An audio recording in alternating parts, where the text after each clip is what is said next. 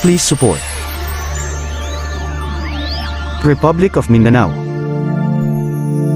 Your vote is your voice.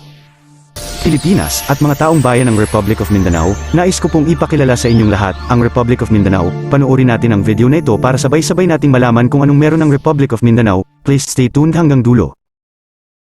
Zamboanga del Norte. Kilala ang probinsyang ito sa mga minahang ginto. Ang lokasyon ng Zamboanga del Norte ay may mga geolohikal na katangian na nagpapahiwatig ng pagkakaroon ng ginto. Ang mga natural na yaman ng lupa at mga yamang mineral ay nauugnay at nakadepende sa lokasyon ng isang lugar na sang meron sa rehiyong ito. Dahil dito, ang pagmimina ay isa sa mga pangunahing pinagkukunan ng kabuhayan para sa mga residente ng Zamboanga. Ito ay nagbibigay ng trabaho at kita sa libu-libong tao sa lugar. So, papasok na kami dito at dito sa part na to, compare sa ibang tunnel, accessible na tao. At nilagyan nila ng ganitong blower para kapag lumapit na tayo doon, maubusan ka na ng oxygen. So, ito yung tulong. First time mo yun pumasok, ma'am? First time po.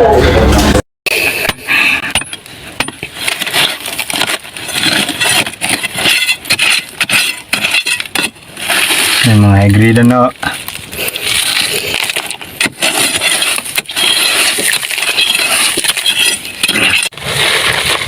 Ipakita mo na high-grade na.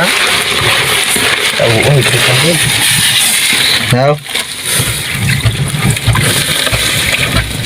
Chat ka dilo ko. Nga kudog-kudog na. Anong harap pa? Pistig. Hinta. Sa harap pa sa puno sa nang babalod. Amay ko na kalina. Sa tingin ko na banda to? Nang ano? Sa bus. Nandito yung ating minirong tropa. Para makuha mo ang mga ginto ay ganito ang proseso ng pagluto ng ginto. Panoorin mabuti para maintindihan mo. Ganito magluto ng ginto, very high ang fire to the maximum level.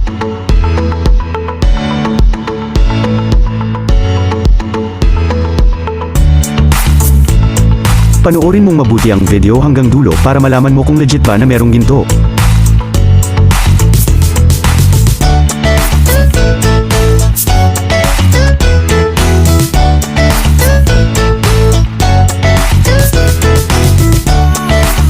Ayan na, kitang-kita na ang kinang ng ginto, purong ginto yan, kahit maliit tingnan pero mabigat ang timbang, at sobrang mahal ang halaga.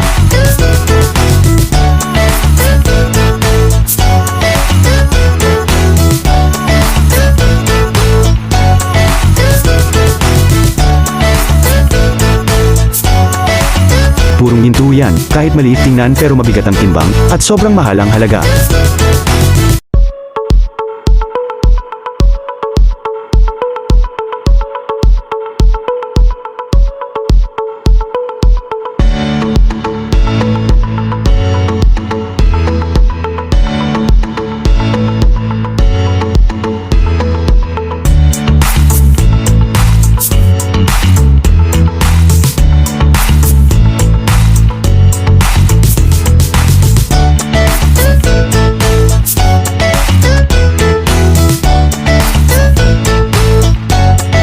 Ang mga pera-perasong ginto ay iniipon para gawing gold bars at ibenta ng mas mahal na halaga.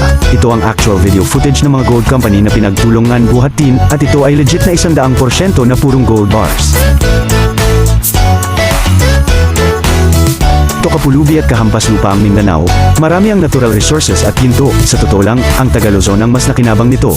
Hindi kami mga taga Mindanao ang nakinabang sa yaman ng Mindanao, kundi pinakaitan kami sa lahat ng bagay, gaya infrastructure, ayuda, project, edukasyon at health.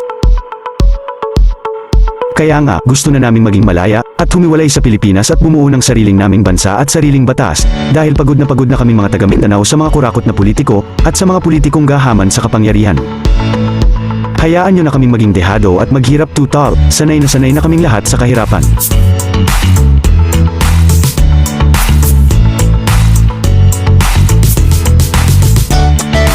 Thanks for watching Part Meal TV channel.